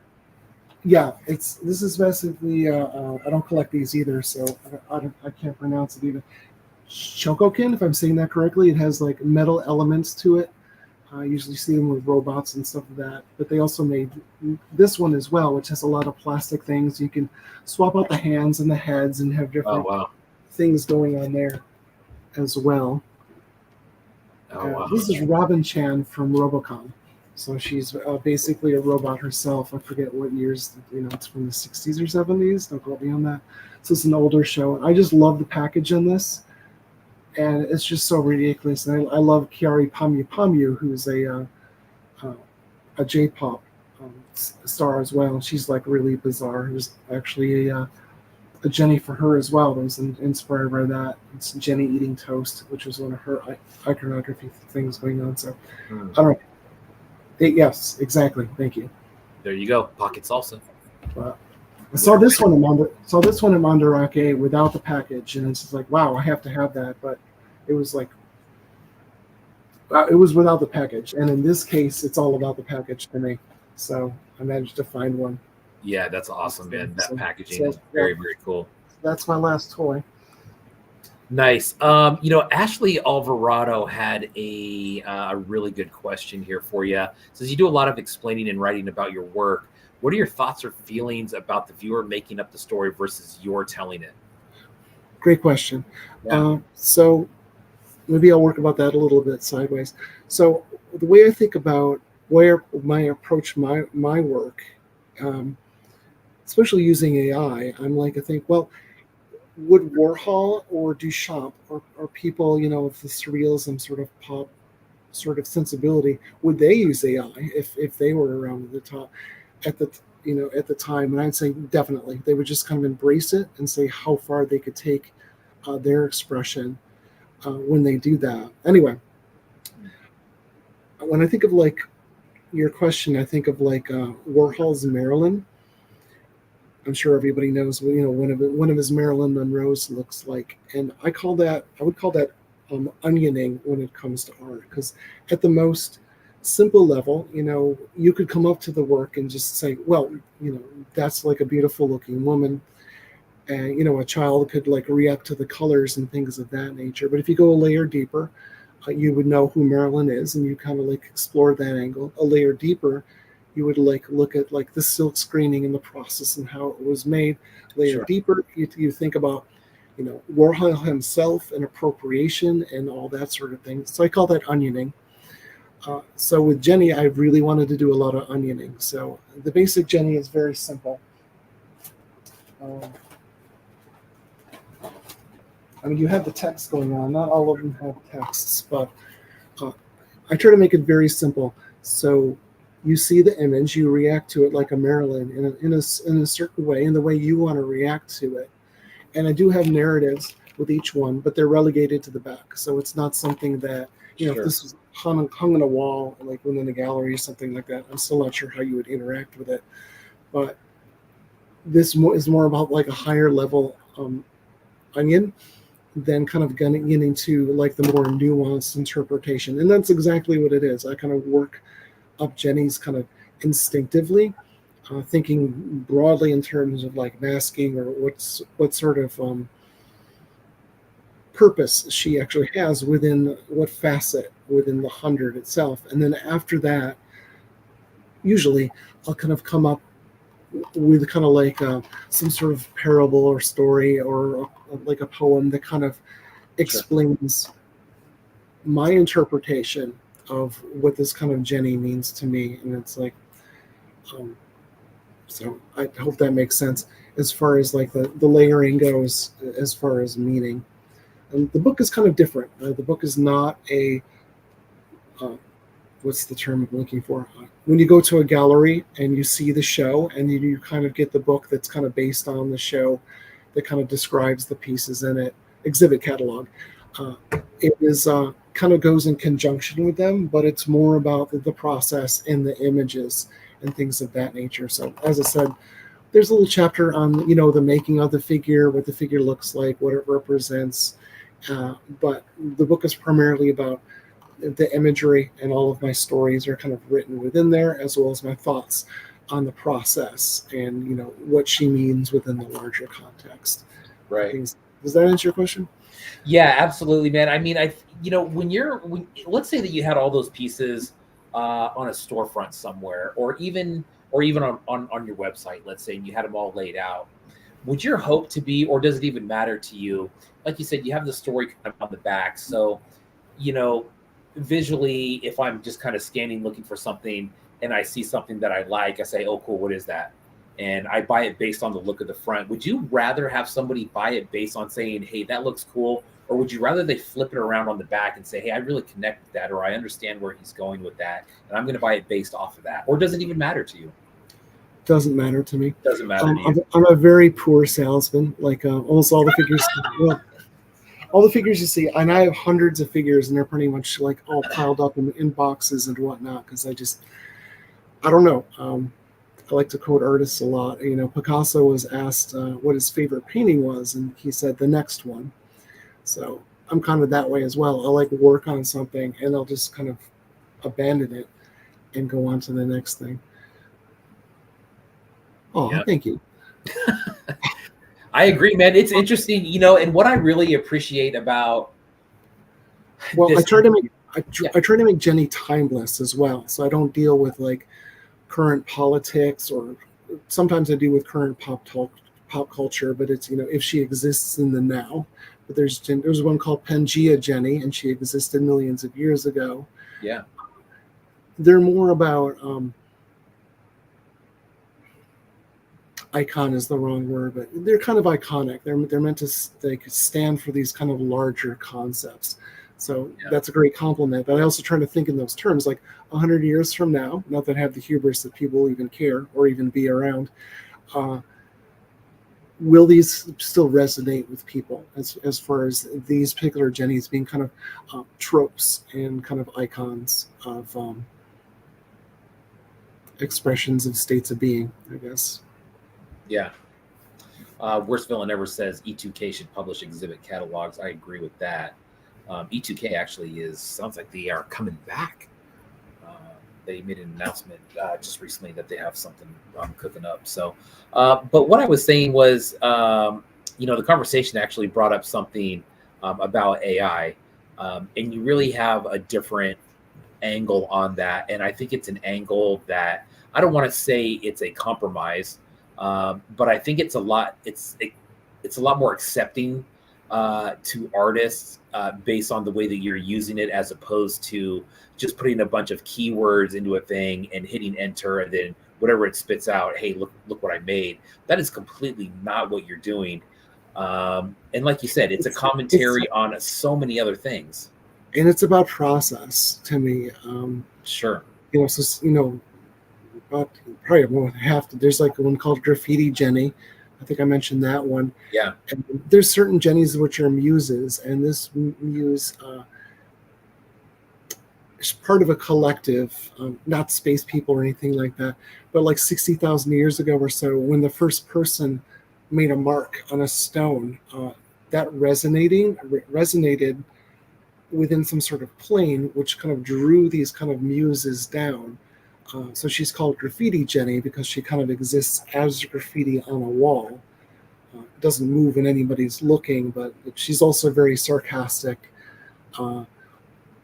It's in a short story format. She kind of talks about, hey, you humans kind of have this worked out, but you don't, and you think that you making markings kind of means something, but basically you are the markings on the firmament of reality. So don't get all high on yourself. Yeah. And that sort of thing. So I'm sorry, I think I interrupted you, but no, not at all, man. That I'm just looking at the clock, and we're almost at 2 hours, man. So the Jenny stuff, is that stuff for sale as well? Sure, contact me directly. I don't, as I said, I'm a bad salesman, but I have pretty much one of every one made, and I can kind of, they're not all available for viewing yet because I'm still kind of tweaking them and whatnot, but probably the best time to do it is when the book comes out in a couple months.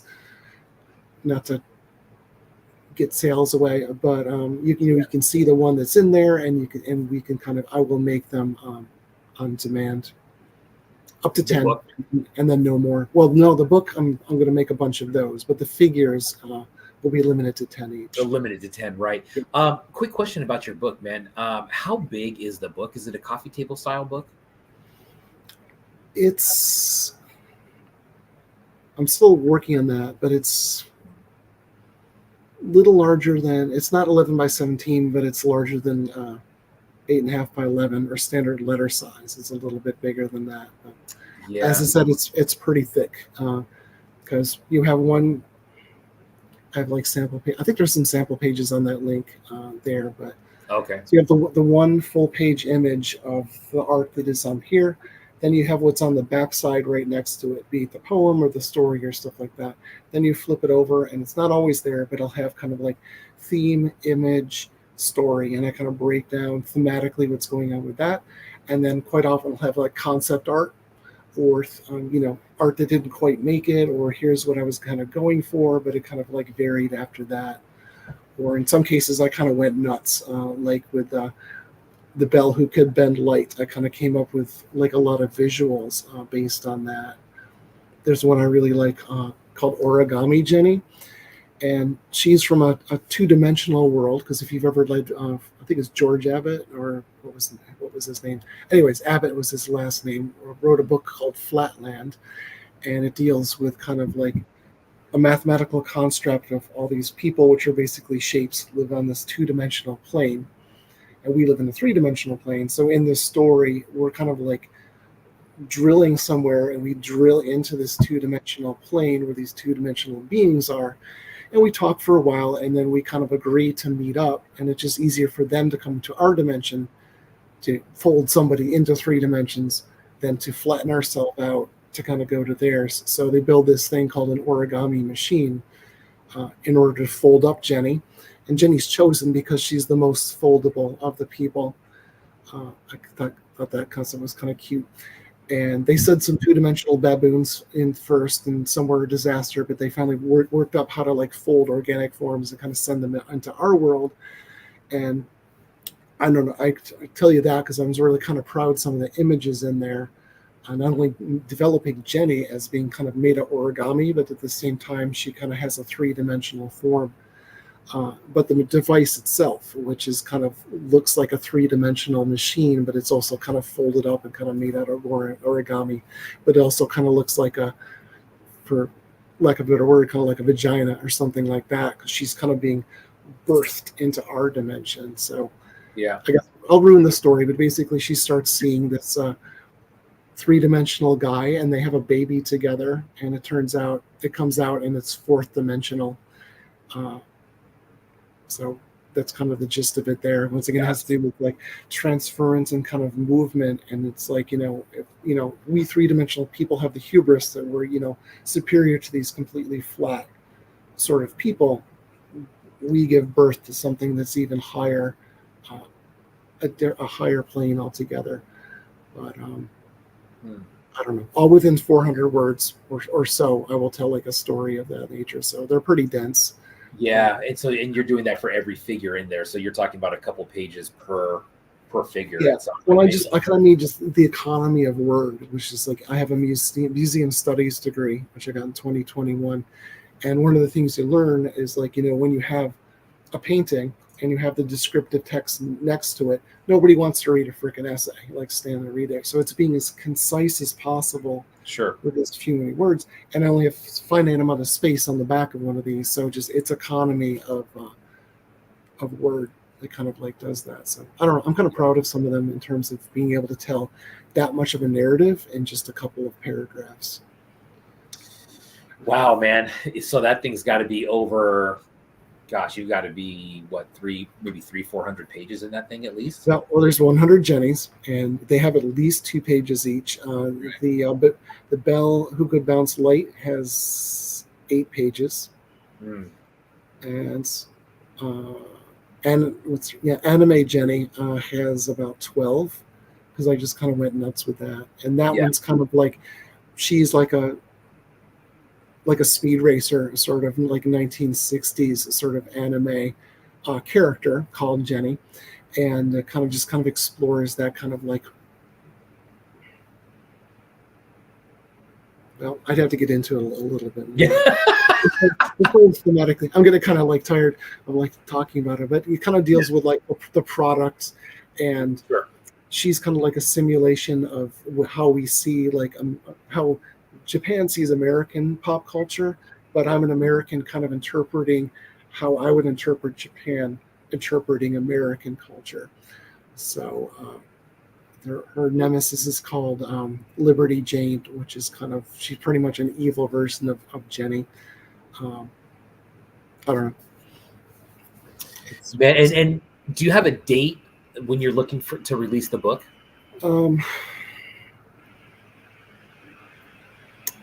Early November. Early November this year. Yes. So it's all the graphics are done. as well as the text. All the Jenny texts are done, but I have like all the introductory and the philosophy, and that's about halfway done, and then it all has to be proofread, and then I'll send it off to the printer, and so hopefully by that time, so by the end of this month, hopefully it'll all be written, and I'm going to leave another month to have it proofread. I'm just going to work on it after that. Wow.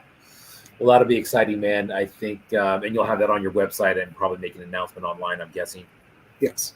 Yeah, excellent. Man, that was an awesome interview. The first 45 to 50 minutes, if anybody missed that, we saw some pretty wild vinyl pieces. And then the rest was regarding Whistling Pony's work, which is incredible. Definitely take a look at those links that are in the link tree on IG. There's a shop in there with the 100 Jennies Project. And then there's also the 26 aliens on there. That thing is super interesting. There's a very, very cool poster in your shop of that. And like you said, if there's any of those anybody sees that they would like to purchase, to contact you directly. Yes. You guys can talk about that. Anything else we can chat about, man, before I kick you on out of here? We almost hit it right on the nose, man. We're at 7:56. Well, not really, other than say thank you. It was a great honor to be here. If you ever want to have me back, it's like as I said, we looked through about 30 of the figures from my collection out of many. So yeah, it's always happy to show those off. But for sure, we'll look forward to doing this again. I think 26. Who knows how many you'll have at that point? 2,600 right now. Saw about 30 really cool ones. And again, follow Whistling Pony if you're not already. Jump onto the link tree. And I will say, if you want to reach out to me directly, I love to talk about AI art and that sort of thing, because it's something I wrestle with almost daily. As far as, sometimes I even want to just kind of throw the project in the trash, believe it or not, because it's like, is this legitimate art? Is it not? I know it is, but you kind of have this vacillation within your head, being like more of a traditional artist, as far as, is this a valid form of expression? So, I've reached out to some artists who are, staunchly anti-A art, trying to engage them to kind of trying to get a different perspective. But I don't know if you're for it or against it. I just love to speak to you either way about, your philosophy on that sort of thing, and just using it as a mode of expression. So, because Jenny is one mode of expression. Yeah, it's interesting, man. It's definitely worth a conversation. And I think just bringing it up and talking about AI in a different form, then I think what everybody is very anti, and it even sounds like yourself is against that one, the part of just putting it in and then kind of hitting enter. You're doing something completely different with it. But I think starting the conversation about that and ways that you can use it to your benefit and use it to express yourself and kind of grow a project that you're working on. The way that you're doing that, man, is creating the figure and then taking a picture and then dumping that into AI. That's something that I never even thought of that process before. And I think that's awesome, man. I don't know if there's anybody else that's going to be doing that, but that's a whole different spin on AI. And that's, even Jenny's don't, I call it a seed image. Maybe others do as well, but you start with the collage, or you start with something. It's not starting with text. It's starting with something visual. And it's building up. I can use the term onioning again. You're just constantly building up these kind of layers of image on top of each other in order to create them. And I don't know. That's just how I use it. Yeah, it seems to make sense, because you have issues of scraping, and people losing their jobs, and that's just it's a huge thing. And I feel guilt over that as well. Sure. Am I using this responsibly? But I feel I am using it responsibly, and just kind of coming from a different space. Yeah, and it's been hard, and I've actually lost friends over this, but I'm just kind of staying the course and just taking it where my heart wants me to go. It sounds really cheesy, but as I said, art should make you feel something. Yeah, absolutely, man. Whether it makes you feel mad or happy or whatever, if it doesn't make you feel something, it's put it on a hotel wall. There's always that. You can always do that. That gives me an idea for a series. But there you go. Well, man, it was a pleasure having you on, man. That was, like I said, I will look forward to doing this again at some point and taking a look more at that collection. But I think just as a conversation in general, man, it's something that we haven't touched on very much with any artists on the show before. And it's I think in this community, there's a lot of surface level stuff of like, hey, that looks cool, I want to buy it. And then when you start really digging into it, which is very cool on its own, but then when you start digging into it and start kind of getting into these types of conversations, it takes it to a whole different level. And I think it was great, man. I think it was, an eye-opening episode for a lot of people watching, educational for a lot of people watching, I think. And I think the most thing I think it brought a lot of attention to, not only your collection, which is very cool, but some of the work that you're doing, which is, I think it's important, groundbreaking work. So I appreciate you sharing that with us tonight, man. And you are welcome back anytime. I'm sure we will be in touch. Everybody take a look at those links down at the bottom. Hit the link tree in the IG bio. Lots of good stuff in there. Whistling Ponies, it has been a pleasure, my friend. Thank you very much. Enjoy your evening. Try to stay cool out there. Okay. Thanks a lot. You got it, buddy. Take it easy. Okay. Thanks. Man, that was a great one. And like I said, we touched on a lot of stuff that we just don't talk about. I mean, I don't want to say AI has been taboo, but you guys know how it is. You've seen everybody post, AI with a big red X through it. And for good reason. I think that when we're talking about AI in that form of just basically dumping a bunch of keywords into a system and hitting enter and then outspit something, that is not what he's doing. It's something completely different. And it's very cool. I mean, some of those pieces, they really make you think. I'm really looking forward to that book. And then the collection on top of that. I mean, get on Whistling Pony's page and just start scrolling through some of the stuff. I mean, there's over 2,600 vinyl pieces. They're not all on the page, but, once you start scrolling down, you'll start, picking them out and seeing. I mean, those vinyl pieces, there was a large majority of those that I had never seen before. I think it was very cool that he had a piece by Low Tech Studios. Low Tech feels very close to home as far as pieces and artists go in this community. So next week we will have Vomiting Droids will be on. Love that guy. That's going to be a great show. We're going to talk about multiple different things, including something that he's going to be dumping in the shop on Thursday. I'm sorry, not on Thursday, at the beginning of August. So we'll take a look at that. Take a look at the Toys Alive Big Cartel shop. If you're looking for something fancy for yourself, go in there, take a look. Whistling Pony also has pieces up at the DKE shop. Take a look at that. Also, the Toys on Tap interview with Whistling Pony is also available. I believe that's episode 158.